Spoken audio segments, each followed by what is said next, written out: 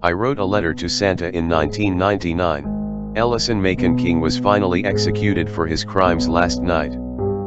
It was back in 1999 when my mom sent me to walk to school with my letter to Santa. There was a decorated Christmas mailbox about halfway between our house and the elementary school. I remember how "Express Delivery to the North Pole" was written on one side and how it was festooned with blinking, red and green lights. All the kids were excited to drop their letters inside that festive bin, and I was no exception. That's where I met Ellison Macon King. He was blocking the way for me to deliver my letter to Santa, leaning against the box's front while staring idly at the sky. "Excuse me," I said. He pretended not to notice until I said a second time, "Excuse me." "Oh, hello, little boy." Ellison alerted suddenly to my presence with a big smile. I remember how his dirty and crooked teeth frightened me. I'd learned from my mother and father not to judge people by their outward appearance, so I pushed this first impression out of my mind. Ellison looked quizzically at the envelope in my hand, then spoke with a voice that sounded eager to receive an answer. "Is that a letter for my boss, Santa Claus?" I nodded, although I was confused by the rest of what he said. "He's your boss?" I asked. "Well, of course, he's my boss. I'm an elf." Ellison smiled that unreassuring smile again. "We elves are a little taller in person. But just look at me. I'm all dressed in green and red, and I'm only a little bigger than you." It was partially true. His clothes seemed festive, as though he'd dressed on a Christmas theme. He appeared to be relatively diminutive in stature for an adult, but he nevertheless stood much taller than 8-year-old I did. I froze, as children often do when they don't know what to say, and so Mr. King continued. He asked me my name, and I told him it was Adam. He then stooped over me and said, "Hey, Adam. You seem like a nice boy." He was whispering playfully and looking around like he was about to share a big secret with me. "This box gets to Santa eventually, but Santa's got so many kids to help. Sometimes the toys come late. Let me show you where the real delivery box is. That's where the nicest boys and girls get to send their letters directly to Santa." God help me. I believed him. He told me it was just a few blocks away, but it was actually much farther than that. I started to worry as we walked. My legs felt tired, and I hadn't planned to go so far away. "Almost there," Ellison kept repeating.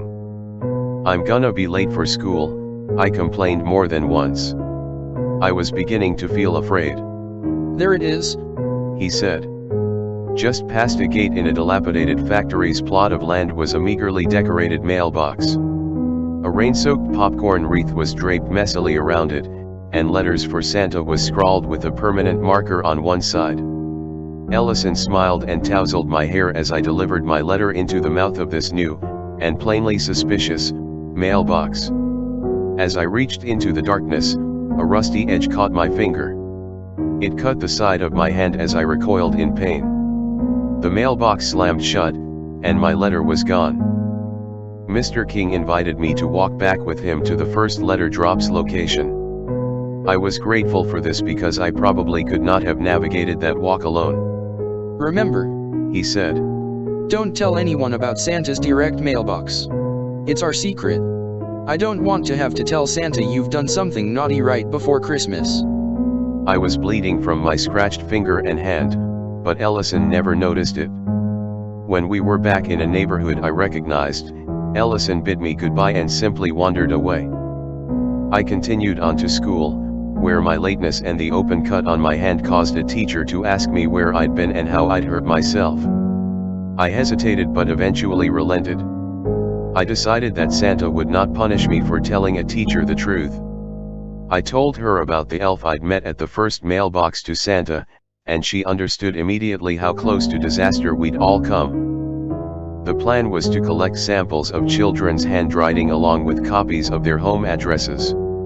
This way, kidnappers could scope out each house before making any moves, and even write a simple note in something like the target's handwriting to confound things once the child was found missing.